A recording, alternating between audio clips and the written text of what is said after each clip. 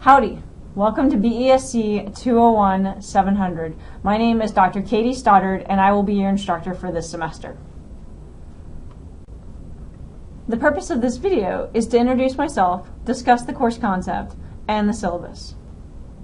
My office is in room 118A of the Peterson Building, which is right next door to the Student Computing Center on the south side of main campus. See the syllabus or eCampus for my office hours. Like you, I am an Aggie through and through. I earned my Bachelor's of Science in Bioenvironmental Sciences, BESC, in 2005, and my Master's of Science in Water Management and Hydrological Science in 2007. After that, I worked as an environmental consultant for a small firm north of Dallas called KBA EnviroScience. In 2009, I left consulting to pursue my PhD in environmental science from the University of North Texas in Denton, Texas. There, my research focused on pharmaceuticals in the environment and the sociological and geographic factors that influenced environmentally conscious behaviors. Upon graduating in 2012, I worked as an independent research consultant for 18 months, writing technical reports and papers on the toxicological effects of specific substances. In 2013, I was hired as an assistant professor of environmental science at Texas A&M University Texarkana. I worked there for 2 years, building an environmental science minor, and served as biology department head. In June of 2015, I made my long-awaited return to Texas A&M when I was hired into the same program that I started my academic career. I am now an instructional assistant professor in the Department of Plant Pathology and Microbiology. In a nutshell, my role is to manage assessment and implementation of PLPM and BESC associated curricula to enhance our department's ability to prepare STEM professionals for the 21st century. My professional interests are environmental science and education, pharmaceutical environmental contamination, environmental sociology, environmental toxicology, and assessment and quality in higher education. When I'm not working, I enjoy training for triathlons, endurance running and biking, rock climbing, learning piano, and spending time with my family. Now to discuss the course concept. This course is a work in progress. I am always trying to improve my courses. However, with this course, I'm refining my teaching methods to engage students more so you are active learners and invested in your educational experience, rather than being passive learners who just sit and are lectured to or just read a text. As I learn what works best, I refine my course, so this course is very much a work in progress, and you are all my guinea pigs in this ongoing experiment. My goal is to make this course enjoyable, engaging, and thought-provoking to all students, so I hope you enjoy this process. Now to discuss the course itself. As you should be aware, this course is a core curriculum course. This means there are specific core curriculum objectives that are required for this course. Those objectives are critical thinking, communication, empirical and quantitative skills, and teamwork. I have designed the course around these objectives and mapped course learning outcomes to specific course curriculum objectives. There are a variety of activities and assessments in this course which will allow you to meet the core curriculum objectives and help you as a student better develop these skills related to the course curriculum objectives. We will discuss these activities more shortly. Don't fall into the common misbelief that because this is a lower level class, there's not much work. This course is the foundation upon which students will build their knowledge of environmental science. As such, this course is extensive and has a variety of activities and assignments associated with it so as to meet the core curriculum requirements set by the university and the state. You may not be aware, but this course is a prerequisite for many other BESC courses. This course, therefore, will set the foundation you need as you progress through advanced courses in the BESC curriculum.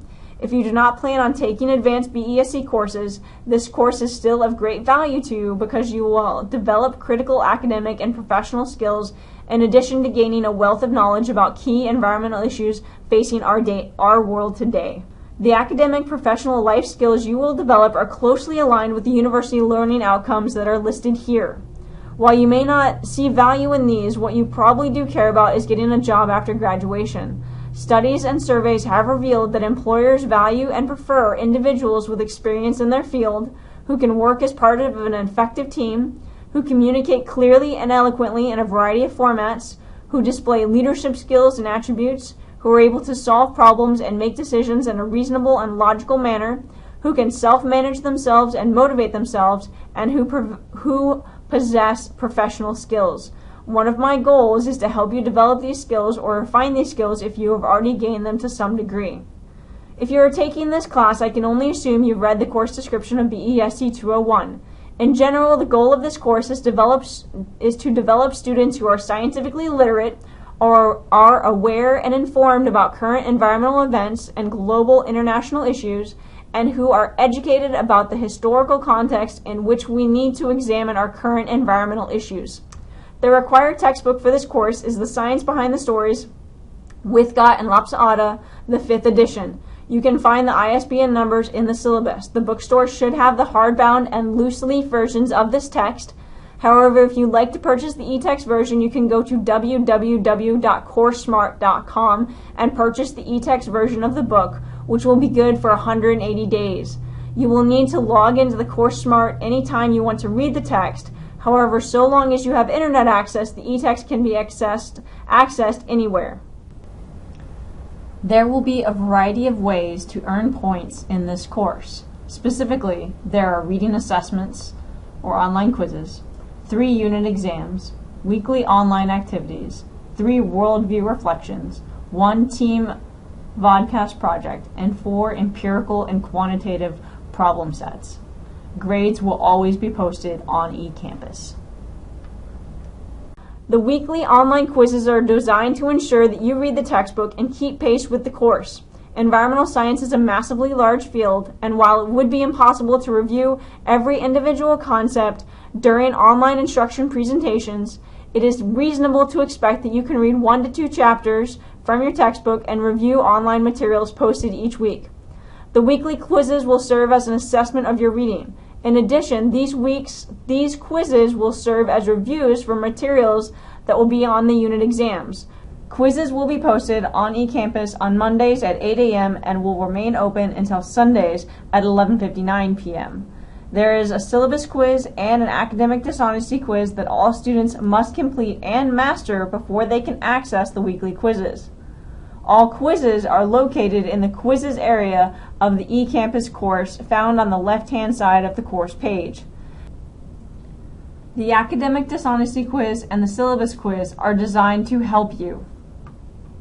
You need to understand the details of the course, as you will be held accountable for them. This is why I have created a syllabus quiz. Also, I have several students who have knowingly or unknowingly committed some form of academic dishonesty, and I subsequently docked significant points or gave them a 0 for the assignment. In some cases, this was the difference in a letter grade.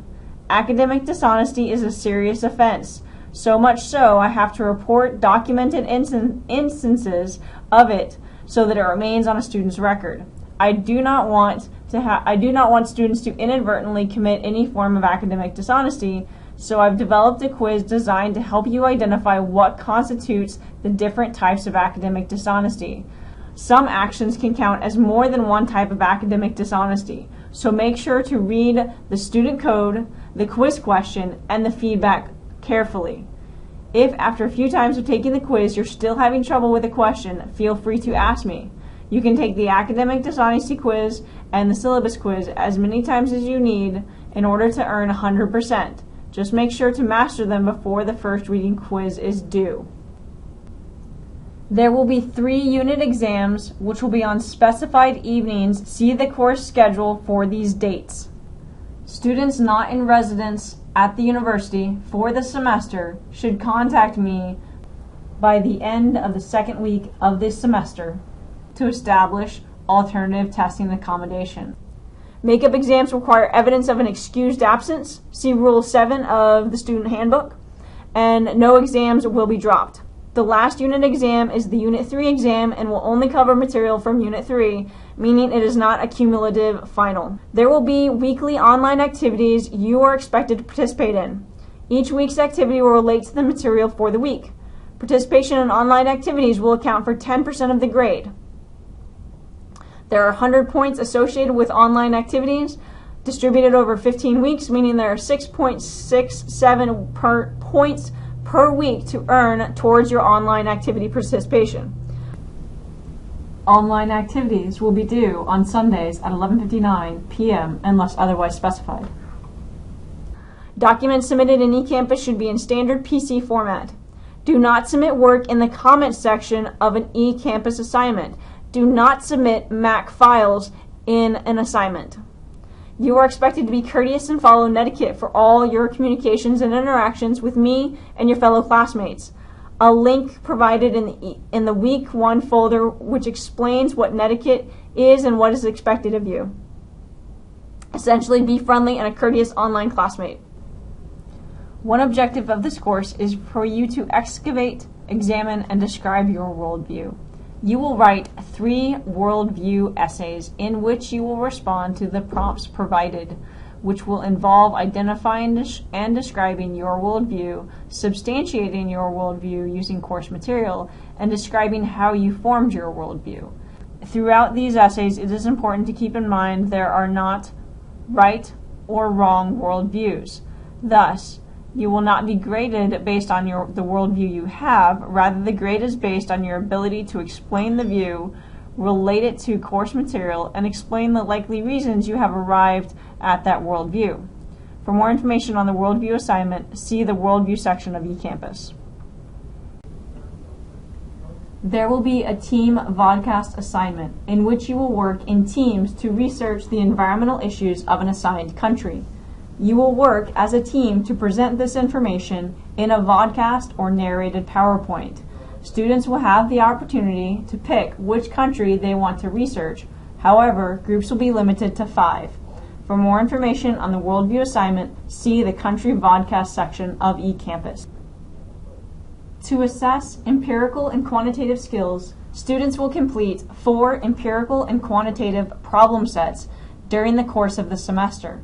Questions in the problem set will allow students to interpret quantitative data associated with various course concepts. Here's an image that lays out the course for you in one cohesive image. This image will remain on the Start Here page for your reference all semester. You should be aware of the Aggie Code of Honor. However, ignorance of this code does not exempt you from the requirements of this honor system. I have provided a link to this code in the Introduction to the Academic Dishonesty quiz. In order to take the reading quizzes, every student must earn 100% on the academic dishonesty quiz. Students may take the quiz as many times as necessary. Points on this quiz and the syllabus quiz are arbitrary, meaning they are only used as a means of determining if you have mastered the material. The points from these 2 quizzes will not count towards your final score.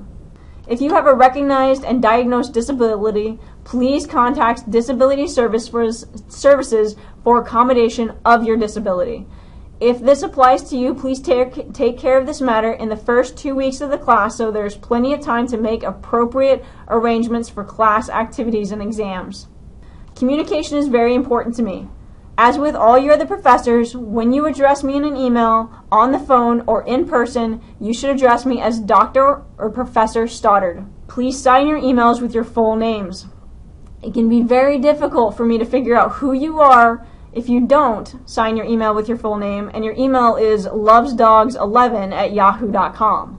Please include BESC 201-700 in the subject line, followed by a brief description of what the email is about. If we start a conversation, please keep the conversation up until the issue is resolved. I'm here to help you, but if you do not reply to me as asked or fail to provide the information I ask for, there is nothing I can do to help you with whatever the issue you brought to my attention. Please be courteous and respectful when addressing me and your classmates in all communications.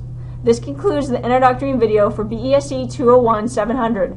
Please review the other materials in the Start Here area of eCampus, then navigate to the Week 1 folder for an outline of this week's activities. Thanks and gig 'em.